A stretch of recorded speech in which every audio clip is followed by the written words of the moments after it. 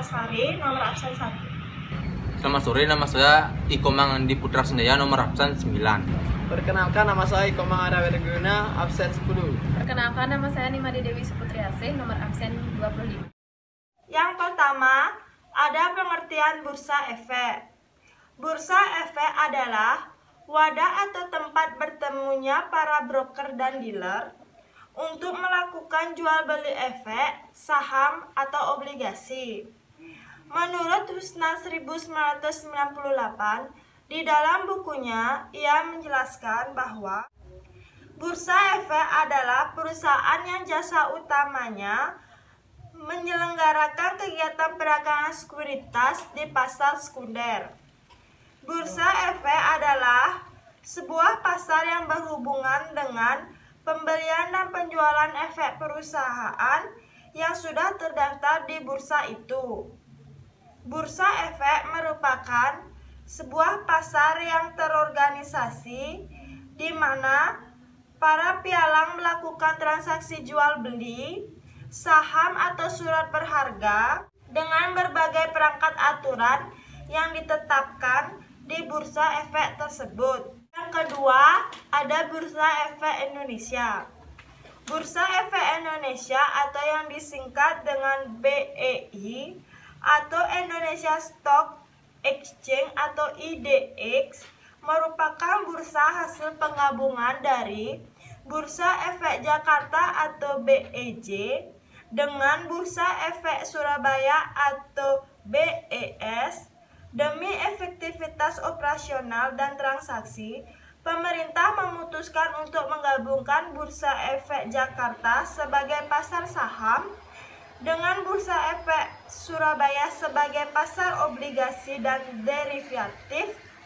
Bursa hasil penggabungan ini mulai beroperasi pada 1 Desember 2007. BEI menggunakan sistem perdagangan bernama Jakarta Outmet Trading System baru yang akan diadakan OMX. Bursa Efek Indonesia berpusat di kawasan Niaga Sudirman, Jalan Jenderal Sudirman 52-53, Semanggi, Kebayoran Baru, Jakarta Selatan. Yang ketiga, ada perkembangan Bursa Efek Indonesia. Pada tanggal 14 Desember 1912, Bursa Efek pertama di Indonesia dibentuk di Batavia oleh pemerintahan Hindia Belanda. Pada tahun 1914 sampai 1918, Bursa Efek di Batavia ditutup selama Perang Dunia Pertama. Pada tahun 1925 sampai 1942, Bursa Efek di Jakarta dibuka kembali bersama dengan Bursa Efek di Semarang dan Surabaya. Pada awal tahun 1939, karena isu politik atau Perang Dunia Kedua, Bursa Efek di Semarang dan Surabaya ditutup. Pada tahun 1942 sampai 1952, Bursa Efek di Jakarta kembali ditutup selama Perang Dunia Kedua. Pada tahun 1952, Bursa Efek di Jakarta diaktifkan kembali dengan Undang-Undang Darurat Pasar Modal 1952 yang dikeluarkan oleh Menteri Kehakiman Lukman Wiradinata dan Menteri Keuangan Profesor Dr. Sumitro Djojo Hadikusumo. Instrumen yang diperdagangkan obligasi pemerintahan RI 1950. Pada tahun 1956, program nasionalisasi perusahaan Belanda Bursa Efek semakin tidak aktif. Pada tahun 1956 sampai 1977, perdagangan di Bursa Efek vakum. Pada tanggal 10 Agustus 1977, Bursa Efek diresmikan kembali oleh Presiden Soeharto. BEJ dilaksanakan di bawah BPPAM atau Badan Pelaksanaan Pasar Modal. Tanggal 10 Agustus diperingati sebagai HUT Pasar Modal. Pengaktifan kembali pasar modal ini juga ditandai go publiknya PT Semen Cibonong sebagai emiten pertama.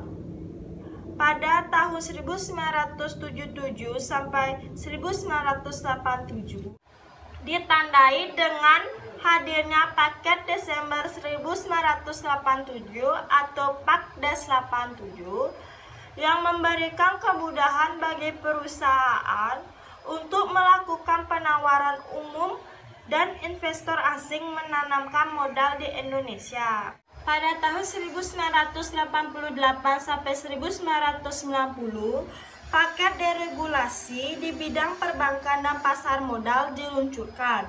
Pintu BIJ terbuka untuk asing. Aktivitas bursa terlihat meningkat. Pada tanggal 2 Juni 1998, Bursa Paralel Indonesia (BPI) mulai beroperasi dan dikelola oleh Persatuan Perdagangan Uang dan Efek (PPUE). Sedangkan organisasinya terdiri dari broker dan dealer. Pada bulan Desember 1998, pemerintah mengeluarkan Paket Desember 88 atau Pakdes 88 yang memberikan kemudahan perusahaannya untuk go public dan beberapa kebijakan lain yang positif bagi pertumbuhan pasar modal. Pada tanggal 16 Juni 1989, Bursa Efek Surabaya atau BES mulai beroperasi dan dikelola oleh perseorangan terbatas milik swasta yaitu PT Bursa Efek Surabaya. Pada tanggal 13 Juli 1992, Swastisasi BEJ Bapepam berubah menjadi Badan Pengawas Pasar Modal. Tanggal ini diperingati sebagai HUT BEJ. Pada tanggal 22 Mei 1995, sistem otomasi perdagangan di BEJ dilaksanakan dengan sistem komuter JATS Jakarta Automated Trading System. Pada tanggal 10 November 1995, pemerintah mengeluarkan Undang-Undang 08 tahun 1995 tentang pasar modal. Undang-undang ini mulai diberlakukan mulai Januari 1996. Pada tahun 1995, Bursa Paralel Indonesia merger dengan Bursa Efek Surabaya. Pada tahun 2000, sistem perdagangan tanpa markup scriptless trading mulai diaplikasikan di pasar modal Indonesia. Pada tahun 2002, BEJ mulai mengaplikasikan sistem perdagangan jarak jauh remote trading. Pada tahun 2007, penggabungan Bursa Efek Surabaya atau BES ke Bursa Efek Jakarta BEJ dan berubah nama menjadi Bursa Efek Indonesia BEI.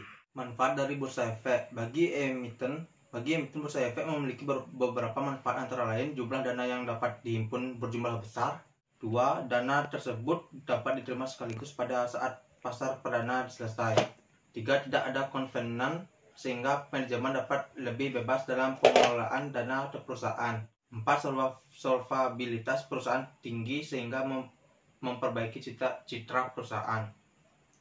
5. Ketergantungan emiten terhadap bank menjadi lebih kecil. Bagi investor, sementara bagi investor, Bursa Efek memiliki beberapa manfaat, antara lain nilai investasi berkembang mengikuti pertumbuhan ekonomi. Peningkatan tersebut tercermin pada meningkatnya harga saham yang mencapai capital gain. 2. Memperoleh dividen bagi mereka yang memiliki atau memegang saham dan bunga yang mengambang bagi pemenang obligasi. 3. Dapat sekaligus melakukan investasi dalam beberapa instrumen yang mengurangi risiko. Semakin berkembangnya waktu, maka muncul prinsip Bursa Efek baru yang menggunakan prinsip syariah. 5. Lembaga-lembaga yang terlibat dalam Bursa Efek. 1. Perusahaan efek. Pihak yang melakukan kegiatan usaha sebagai penjamin emisi efek, perantara, pedagang efek, dan atau manajer investasi. 2. Penjamin emisi efek. Pihak yang membuat kontrak dengan emiten untuk melakukan penawaran umum bagi kepentingan emiten dengan atau tanpa kewajiban untuk membeli sisa efek yang tidak terjual. 3. Perantara pedagang efek. Pihak yang melakukan kegiatan usaha jual beli efek untuk kepentingan sendiri atau pihak lain. Baik, saya akan melanjutkan presentasi 5. Biro Administrasi Efek. Pihak yang berdasarkan kontrak dengan emiten melaksanakan pencatatan pemilikan efek dan pembagian hak berdasarkan dengan efek. Yang keenam, konstudian. Pihak yang memberikan jasa penitipan efek dan harta lain berkaitan dengan efek serta jasa lain termasuk menerima dividen bunga dan hak-hak lain. Menyelesaikan transaksi efek dan mewakili pemegang rekening menjadi nasabahnya. Yang ketujuh, Wali amanat, pihak yang mewakili kepentingan pemegang efek yang bersifat utang. Yang 8, lembaga clearing dan penjamin. LKP, lembaga yang menyelenggarakan jasa clearing, penjaminan menyelesaikan transaksi bursa. Lembaga ini didirikan dengan tujuan agar transaksi bursa dapat terlaksana secara teratur, wajar, dan efisien. Saat ini lembaga ini diselenggarakan oleh PT Clearing Penjaminan Efek Indonesia atau disingkat KPEI. Yang 9, lembaga penyimpanan dan menyelesaikan LPP, lembaga yang menyelenggarakan dan penyimpanan dan menyelesaikan dengan tujuan agar transaksi bursa berjalan teratur, wajar, dan efisien. Sebagai SRO, LPP menetapkan peraturan mengenai kegiatan penyimpanan dan menyelesaikan transaksi bursa termasuk ketentuan mengenai pemakaian biaya jasa. Instrumen-instrumen ditransaksikan di bursa efek. Saham stock merupakan salah satu instrumen pasar keuangan yang paling populer. Menerbitkan saham merupakan salah satu pemilihan perusahaan ketika memutuskan untuk pendanaan perusahaan. Pada sisi lain, saham merupakan instrumen investasi yang banyak dipilih para investor karena saham mampu memberikan tingkat keuntungan yang menarik. Saham dapat didefinisikan sebagai tanda pernyataan modal seseorang atau pihak, badan usaha dalam suatu perusahaan atau perseroan terbatas. Dengan menyertakan modal tersebut, maka pihak tersebut memiliki klaim atas pendapatan perusahaan, klaim atas aset. Obligasi bond. Obligasi merupakan surat utang jangka menengah panjang yang dapat dipindah tangankan yang berisi janji dari pihak yang menerbitkan untuk membayar imbalan berupa bunga pada periode tertentu dan melunasi pokok utang pada waktu yang telah ditentukan kepada pihak pembeli obligasi tersebut. Yang pertama, dilihat dari sisi penerbit. A. Corporate bond, obligasi yang diterbitkan oleh perusahaan baik yang membentuk badan usaha milik negara atau badan usaha swasta. Yang B. Department bond, obligasi yang diterbitkan oleh pemerintah pusat. Yang C. Municipal bond, obligasi yang diterbitkan oleh pemerintah daerah untuk membiayai proyek-proyek yang berkaitan dengan kepentingan publik atau public utility. Yang kedua, dilihat dari sistem pembayaran bunga. A. Zero coupon bond, obligasi yang tidak dilakukan pembayaran bunga secara periodik, namun bunga dan pokok dibayarkan sekaligus pada saat jatuh tempo. Yang B. Coupon bond, obligasi dengan kupon yang dapat diuangkan secara periodik sesuai dengan ketentuan penerbitnya. Yang C. Fixed coupon bond, obligasi dengan tingkat kupon bunga yang telah ditetapkan sebelum masa penawaran di pasar pendana dan akan dibayarkan secara periodik. Yang D. Floating coupon bond, obligasi yang di tingkat kupon bunga yang ditentukan sebelum jangka waktu tersebut berdasarkan suatu acuan Big Mac tertentu seperti Average Term Deposit, yaitu rata-rata tertimbang tingkat suku bunga deposit dengan bank, pemerintah, dan swasta. Yang ketiga, dilihat dari hak penukaran atau opsi. Itu ada 4. Yang A. Convertible bonds, obligasi yang memberikan hak kepada pemegang obligasi untuk mengkonversikan obligasi tersebut ke dalam sejumlah saham milik penerbitnya. Yang B. Exchangeable bonds, obligasi yang memberikan hak kepada pemegang obligasi untuk menukar saham perusahaan ke dalam sejumlah saham perusahaan afiliasi milik penerbitnya. Yang C. Callable bonds, obligasi yang memberikan hak kepada emiten untuk membeli kembali obligasi pada harga tertentu sepanjang umur obligasi tersebut. Yang D. Putable bonds, obligasi yang memberikan hak kepada investor yang mengharuskan emiten untuk membeli kembali obligasi pada harga tertentu sepanjang umur obligasi tersebut. Yang keempat, dilihat dari segi jaminan atau kolateralnya. Itu ada A. Secured bonds, obligasi yang dijamin dengan kekayaan tertentu dari penerbitnya atau dengan jaminan lain dari pihak ketiga. Dalam kelompok ini termasuk di dalamnya adalah guaranteed bonds, obligasi yang pelunasan bunga dan pokoknya dijamin dengan penanggungan dari pihak ketiga. Mortgage bond, obligasi yang pelunasan bunga dan pokoknya dijamin dengan agunan hipotek atas properti atau aset tetap. collateral bond, obligasi yang dijamin dengan efek yang dimiliki penerbit dalam portofolionya, misalnya saham-saham anak perusahaan. Unsecured bonds, obligasi yang tidak dijaminkan dengan kekayaan tertentu, tetapi dijamin dengan kekayaan penerbitnya secara umum. Yang kelima, dilihat dari segi nilai nominal. Itu ada dua. Yang pertama, A. Conventional bonds, obligasi yang lazim diperjualbelikan dalam satu nominal Rp 1 miliar per satu lot. Yang B. Retail bonds, obligasi yang diperjualbelikan dalam satuan nilai nominal yang kecil, baik corporate bonds maupun government bonds. Yang keenam, dilihat dari segi perhitungan imbal hasil. Itu ada dua. Yang A. Conventional bonds, obligasi yang diperhitungkan dengan menggunakan sistem kupon bunga. Yang B. Syariah bonds, obligasi yang perhitungan imbal hasil dengan menggunakan perhitungan bagi hasil. Dalam perhitungan ini dikenal dua macam obligasi syariah, yaitu obligasi syariah mudharabah, merupakan syariah yang menggunakan akad bagi hasil, sedemikian sehingga pendapatan yang diperoleh investor atas obligasi tersebut diperoleh setelah mengetahui pendapatan emiten. Obligasi syariah hijrah merupakan obligasi syariah yang menggunakan akad sewa, sedemikian sehingga kupon atau fee ijrah bersifat tetap dan bisa diketahui diperhitungkan sejak awal obligasi diterbitkan. Derivatif atau produk turunan.